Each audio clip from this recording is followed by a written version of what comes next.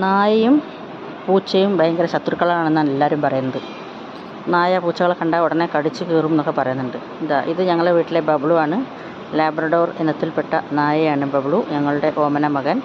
ഞങ്ങളുടെ വീട്ടിൽ കണ്ടോ, ഇത് ഞങ്ങൾ വീട്ടിൽ വളർത്തുന്ന പൂച്ചയൊന്നുമല്ല, പുറത്തുനിന്ന് 2 പൂച്ചകൾ ഓടി വന്നതാണ് വിശന്നിട്ട്. അപ്പോൾ ഞാൻ അതിന് കുറച്ച് ഭക്ഷണം കൊടുത്താണ്. ഒരമ്മ പൂച്ചയും ഒരു കുട്ടിപ്പൂച്ചയും.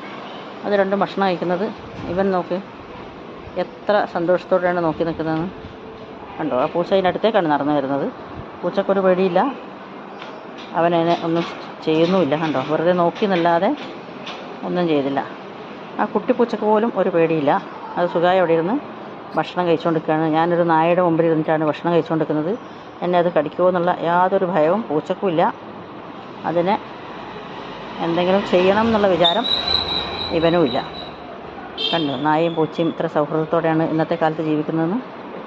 എന്നിട്ടാണ് നമ്മൾ ജാതി മതം ഒക്കെ പറഞ്ഞ് അങ്ങോട്ടും ഇങ്ങോട്ടും കടിപിടിയും കുത്തിക്കൊല്ലലും കൊലയും നടക്കുന്ന ആ നാട്ടിലാണ് ഇവരിത്രയും സൗഹൃദത്തോടെ ജീവിക്കുന്നത്. അപ്പോൾ ഇവരെയൊക്കെ കണ്ടിട്ട് വേണ്ടേ നമ്മളൊക്കെ പഠിക്കാൻ, നമ്മൾ മനുഷ്യർ പഠിക്കാൻ.